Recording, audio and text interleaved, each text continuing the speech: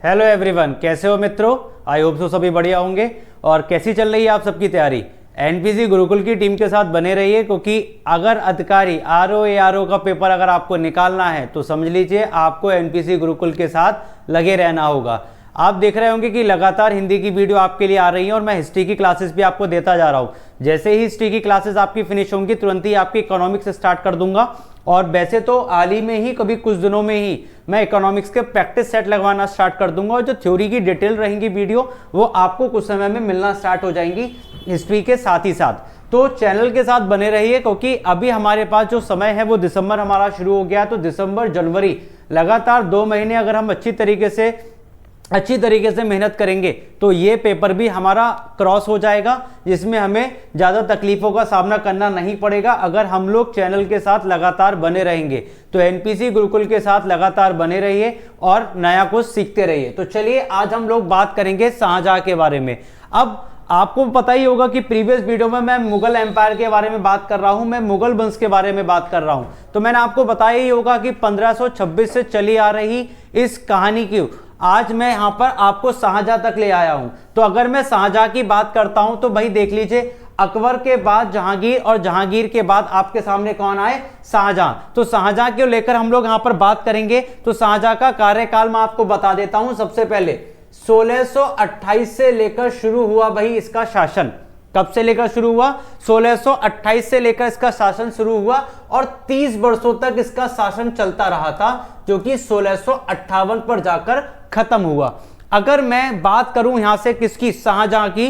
तो शाहजहां ने 30 वर्षों तक शासन किया था। तो मुगल सम्राट, ये आपके मुगल सम्राट है जिसने 30 वर्ष तक शासन किया, आपके मुगल वंश को आगे बढ़ाया। और शाहजहां का जो टाइम पीरियड है, इसका जो शासन काल है, इसको गोल्डन पीरियड के नाम से भी जाना जाता है। किसके नाम से जाना जाता है? Golden period. अब इसको गोल्डन पीरियड क्यों कहा जाता है? क्योंकि भैया बहुत सारी अलौकिक कीर्तियां, बहुत ज्यादा अच्छी तरीके से चित्रकारी का वर्णन और बहुत सारी अद्भुत इमारतों का जो वर्णन है, जो बनवाया गया है, वो आपके शाहजहां द्वारा ही बनवाया गया है। एग्जाम्पल के तौर पर आगरा का ताजमहल ही ले लीजिए। शाहजहां के द्वारा बनवाया गया ये ताजमहल एक अलौकिक है, जो आप देखा जाए संगमरमर के पत्थर से बनी हुई एक इमारत है, जो आप देखा जाएगा तो गोल गुंबद के साथ उस पर कई सारी कीर्तियां करी हुई है, मतलब कई सारी चित्रकारी करी गई है जो पत्थर पर ही की गई है। तो ये जो सब पत्थर पे जो कला है, जो कला का प्रदर्शन हुआ है, वो शाहजहां के वक्त में सबसे ज्यादा हुआ है, जिस वजह से शाहजहां के जो शासन काल है उस शासन काल को गोल्डन पीरियड के नाम से जाना जाता है। किसके नाम से जाना जाता है? आपके गोल्डन पीरियड, मतलब स्वर्ण काल। किसको आप इसको क्या कह सकते हैं? स्वर्ण काल कह सकते हैं आप इसको। तो स्वर्ण काल जो आपका रहेगा वो किसका रहेगा? वो मुगल आपका शासन में आपके शाहजहां का शासन काल रहेगा। ठीक है, जो कि कहां से कब तक चला? आपका 1628 से लेकर 1658 तक चला है। तो चलिए शाहजहां के बारे में जरा और डिटेल बातें कर लेते हैं। 1592 में लाहौर में शहजादे खुर्रम का ही नाम शाहजहां है। शहजादे खुर्रम ये इनका बचपन का नाम है, जिसे लेकर इन्होंने अपनी जवानी तक अपना इसी नाम के साथ चले। और जब इनका राज तिलक हुआ तो यही किसके नाम से जाने गए? जो बाद में शाहजहां के नाम से प्रसिद्ध हुआ। तो शहजादा खुर्रम ये आपके जहांगीर का बेटे का नाम था, शहजादा खुर्रम, जिसको राजगद्दी मिली और वही किसके नाम से जाने गए? उन्हीं को शाहजहां के नाम से जाना गया। उसकी माता मारवाड़ के शासक उदय सिंह की पुत्री जगत गोसाई थी। कौन थी भैया? किसकी यहाँ पे माता श्री की बात हो रही है? शाहजहां की माता श्री की बात हो रही है। किसकी? जो मारवाड़ के शासक उदय सिंह की पुत्री जगत गोसाई थी। ठीक है, तो भाई जहांगीर का जो जगत गोसाई के साथ संबंध था, उससे जो पुत्र हुआ वही पुत्र आपका क्या था? खुर्रम, जो शाहजहां के नाम से आपका विख्यात हुआ, जिसका वर्णित होता है आपके मुगल साम्राज्य के अंदर। और यही आपके मुगल वंश के अगले शासक बने थे। ठीक है, 1612 ईस्वी में अशफाक खां की पुत्री अर्जुन मंद बानो बेगम से उसका विवाह हुआ, जो बाद में इतिहास में मुमताज महल के नाम से विख्यात हुई। किसके नाम से विख्यात हुई? मुमताज महल के नाम से विख्यात हुई। तो मुमताज महल का असली वाला जो नाम है, असलियत जो नाम है, वो नाम क्या है? वो आपका नाम है जी, यहां पर देख लीजिए, अशफाक खां की पुत्री थी अर्जुनमंद बानो बेगम। क्या नाम था? अर्जुनमंद बानो बेगम। ये मुमताज महल का क्या था? असल नाम था। और ये किसकी पुत्री थी? अशफाक खां की पुत्री थी। ठीक है, आगे की अगर मैं बात करता हूं तो 1628 में आगरा में उसका राज्याभिषेक हुआ। तो भैया शाहजहां का जो राज्याभिषेक हुआ है वो कहां हुआ है? वो आगरा में हुआ है। कहां हुआ है? आगरा में हुआ है। और मैं बता दूं आगरा से किसका लेना देना है? अकबर का है। किसका है भैया? अकबर का। इसी ने राजधानी आगरा से शाहजहानाबाद स्थानांतरित की। कहां से की? आगरा से दिल्ली। राजधानी को इसने बदल दिया। कहां से बदला है? तो आगरा से ले गया कहां पर? शाहजहानाबाद। अगर मैं आपको बता दूं तो शाहजहानाबाद जो है शहजादे खुर्रम ने, मतलब शाहजहां ने अपने ही नाम पर उस जगह का नाम आपका क्या रखा था? शाहजहानाबाद रखा था। जैसे आपको अगर पता होगा तो पीछे फतेहपुर सीकरी की बात हो रही थी, तो फतेहपुर सीकरी को भी बसाया गया था और उसका नाम जो था वो आपके मुगल शासक ने ही रखा था। सेम उसी तरीके से दूसरे मुगल शासक ने भी एक नगर को बसाया और वहां पर अपनी राजधानी को ले गया और वहां पर अपने ही नाम के प्रति उसका एक नाम रखा, जिसका नाम क्या रखा? शाहजहानाबाद। क्या नाम रखा? शाहजहानाबाद नाम रखा।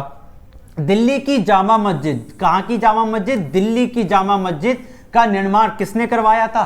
शाहजहां ने ही करवाया था। तो शाहजहां ने ही दिल्ली में जो जामा मस्जिद बनी हुई है वो जामा मस्जिद का निर्माण किसने करवाया है? शाहजहां ने करवाया है। शाहजहां द्वारा निर्मित इमारतों में, चलो भैया शाहजहां के द्वारा निर्मित इमारतें देख लो जरा, कौन कौन सी इमारतें हैं।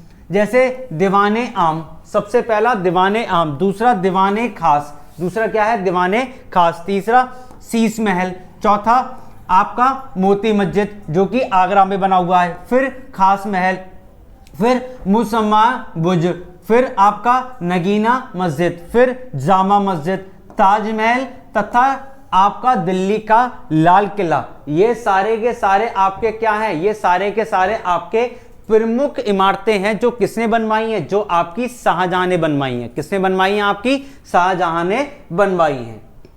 ये सब नोट कर लीजिएगा, ये सब नोट कर लीजिएगा, ये सब जरूरी बातें हैं, इन सब पर आपका फोकस होना चाहिए। आगे अकबर के फतेहपुर सीकरी की भांति देख लीजिए, अकबर के फतेहपुर सीकरी की भांति शाहजहां ने दिल्ली में अपने नाम पर शाहजहानाबाद नामक एक नगर की स्थापना की थी। कहां की थी? दिल्ली में की थी भाई। उन्होंने एक नगर बसाया, उस नगर का नाम क्या रखा था? शाहजहानाबाद। और वहीं पर अपनी राजधानी को ले गया था। कहां से ले गया था? आगरा से ले गया था दिल्ली में, और दिल्ली में उस जगह का नाम क्या था? शाहजहानाबाद था। ठीक है, उपनिषदों का फारसी अनुवाद, चलो भैया देख लो, उपनिषदों का इसने क्या किया था? फारसी अनुवाद करवाया था। कौन सी भाषा में अनुवाद करवाया था? फारसी भाषा में करवाया था। यहां पे शाहजहां के शासन काल में शहजादे द्वारा शिकोह ने सिर-ए-अकबर शीर्षक के तहत किया था। किसके तहत किया था भाई? यहां पे आपके सिर-ए-अकबर के तहत उन्होंने क्या किया था? फारसी अनुवाद करना शुरू किया था। ये आपकी जो थी ये किताब थी अकबर के समय में, अकबर के ऊपर लिखी हुई किताब थी, जिसका फारसी अनुवाद किसने करवाया था? आपके शाहजहां ने करवाया था। शाहजहां के चारों पुत्रों में ज्येष्ठ जो आपका था वो कौन था? वो दारा शिकोह था। कौन था? दारा शिकोह जो था वो उनका ज्येष्ठ पुत्र था, जो सर्वाधिक आपका सुरक्षित अध्यक्ष तथा लेखक था। अगर मैं आपको बता दूं तो भाई दारा शिकोह जो थे और औरंगजेब जो था वो भी इसी का पुत्र था। तो भैया ये टोटल आपके 4 पुत्र थे, जिसमें औरंगजेब जो था सबसे छोटा था, लेकिन भाई राज सिंहासन पे बैठा वही था। क्यों? क्योंकि औरंगजेब ने अपने तीनों भाइयों के को हराया नहीं, उसने अपने पिताजी तक को बंदी बनाकर उनके ही किले में, उनके ही ताजमहल के सामने जो उन्होंने निर्माण करवाया था उसी के सामने उनको क्या किया था? कैद कर जेल खाने में डाल दिया था। ठीक है। और अपने ये जो दारा शिकोह है, इसका गला काट के औरंगजेब ने जब इसको पराजित किया था तो उसका गला काटकर थाली में सजाकर अपने पिता के सामने उनको भेंट किया था। किसको किया था? शाहजहां को भेंट किया था। तो औरंगजेब बहुत ज्यादा क्रूर शासक रहा है, जिसके बारे में अभी हम आगे बात करेंगे। और 49 वर्ष तक इस बंदे ने शासन किया है। किसने? औरंगजेब ने। शाहजहां का तो 30 साल ही रहा, उसके बाद तो बेचारे को कैद करके फेंक दिया था, ठीक है। लेकिन आपके जो शासक रहा है औरंगजेब 49 वर्ष, 49 ईयर्स, बहुत लंबा समय होता है जिस वर्ष में औरंगजेब ने क्या किया है? शासन किया है। इसी वजह से मुगल जो साम्राज्य है वो बहुत ज्यादा बड़ा है। आप खुद समझ लीजिए 1526 से लेकर कहानी शुरू हुई थी इसकी, और ले जाकर कहां पे 1857 तक की, सॉरी 1857 तक की कहानी तक ये मुगल साम्राज्य आपका फैला हुआ है। तो आप खुद समझ लीजिए 100 साल से भी ऊपर का समय हो गया, ये 100 साल से भी ऊपर का समय हो गया जहां तक जाके आप देखे जाएंगे तो कहानी हुई है। बल्कि मैं तो कहूंगा 200 साल से ऊपर का समय हो गया। ये देखो, देखिए 15 से 18 आ गया, 200 साल से ऊपर की कहानी हो गई है, जहां पर ये कहानी आपकी किसकी है? मुगल की चल रही है, ठीक है। चलिए आगे की बात कर लेते हैं भाई। तो 100, 200, 300 साल तक भैया इनका पूरा शासन यहां पे चलता रहा। पूरी तरीके से इन्होंने अपनी हुकूमत यहां पर जताई रही है, पूरी तरीके से अपनी हुकूमत यहां पर जताई रही है, ठीक है। चलिए आगे बढ़ जाते हैं। 300 साल प्लस, चलो भैया। उसने अनेक हिंदू धर्म ग्रंथों का अध्ययन किया एवं उपनिषदों, योग, वरिष्ठ, भगवत गीता आदि हिंदू धर्म ग्रंथों का फारसी में अनुवाद कराया। किसमें कराया था?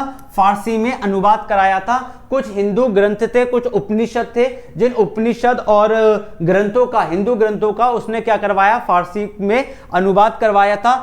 साथ ही साथ में मुगल बादशाह शाहजहां ने बलबन द्वारा प्रारंभ ईरानी दरबारी रिवाज सिजदा समाप्त कर दिया था। भैया बहुत ज्यादा महत्वपूर्ण है। बलबन जो था, मैंने आपको बताया था, बलबन जो था, जो 7वां आपका सुल्तान बना था दिल्ली का, इस व्यक्ति ने सजदा का रिवाज स्टार्ट किया था। सजदा में क्या था? इसने कहा था कि जब भी कभी आप राजा के सामने आओगे तो प्रजा क्या करेगी? सिर झुकाकर उनको क्या करेगी? सजदा करेगी। वो रिवाज जो था वो क्या किया था? वो रिवाज शाहजहां ने खत्म कर दिया था। महत्वपूर्ण प्रश्न है, पूछा जा चुका है, ठीक है। चलिए आगे बढ़ जाते हैं। अगला हमारे पास आ जाता है क्या? स्मारक व उनके आपके निर्माता। तो चलिए देख लीजिए, सबसे पहले बात कर लेते हैं हम स्मारक में अलाई दरवाजा दिल्ली का। क्या?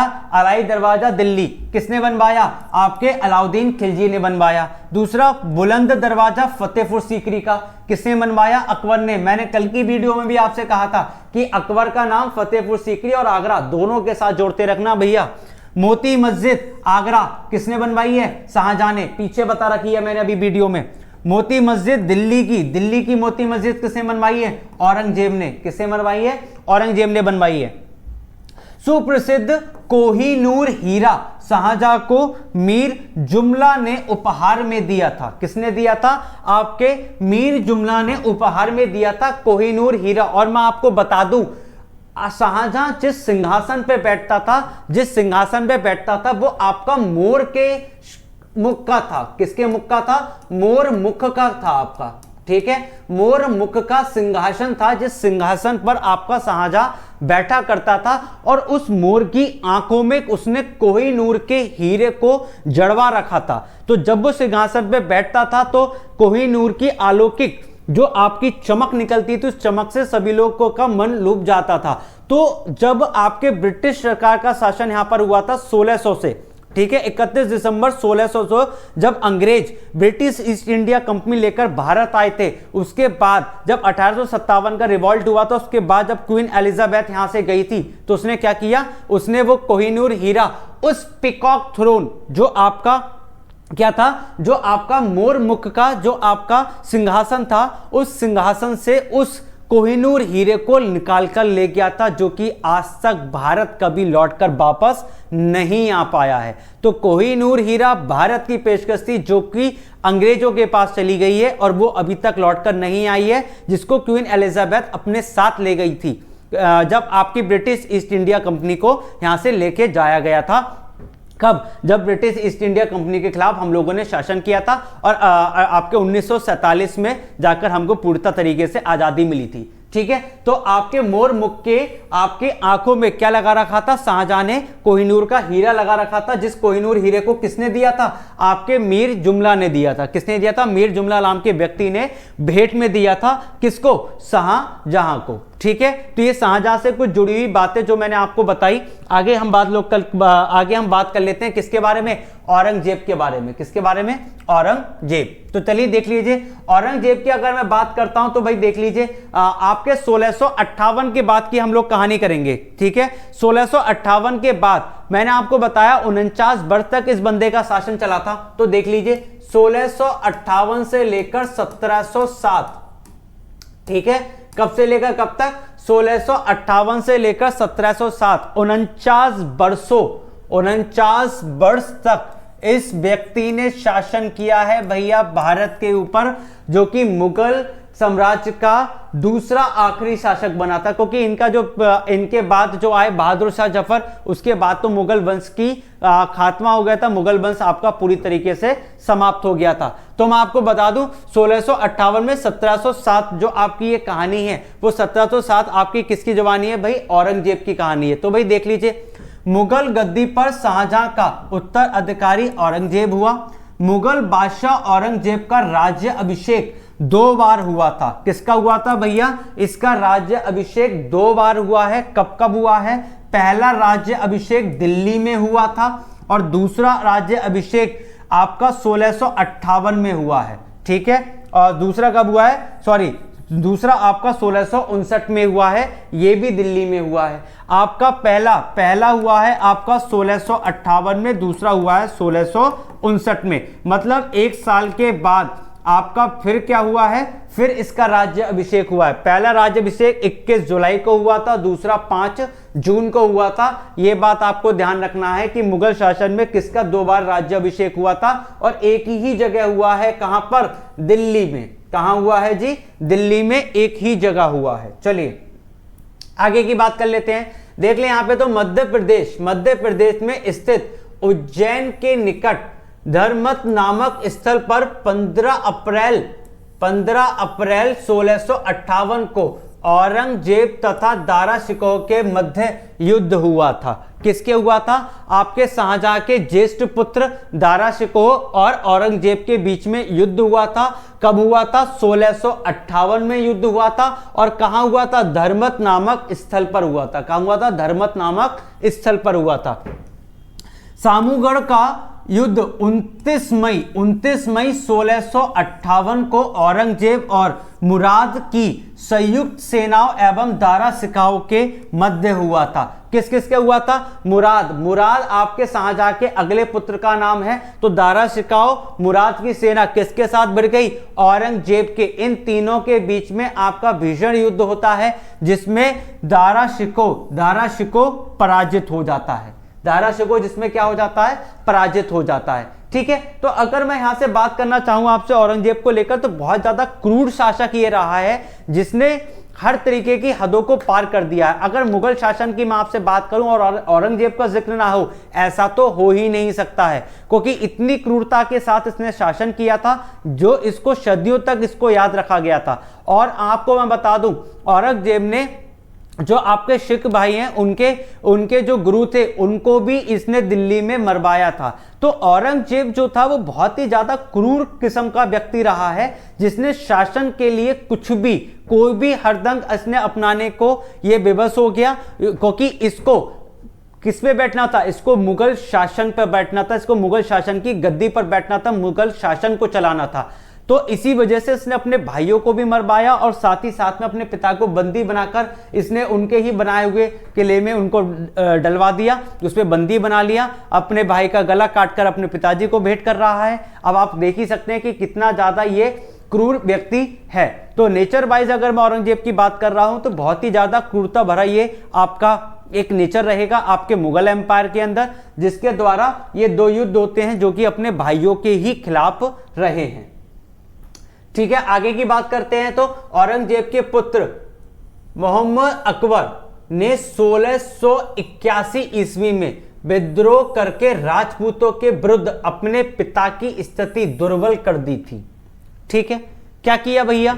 औरंगजेब का पुत्र जो कि क्या था, आपके महमूद आपके अकबर थे। अब ये जो आपके मोहम्मद अकबर थे, ये मोहम्मद अकबर ने क्या किया, 1681 में विद्रोह किया था किसके विरुद्ध? राजपूतों के विरुद्ध, और अपने पिता की स्थिति को दुर्बल कर दिया था।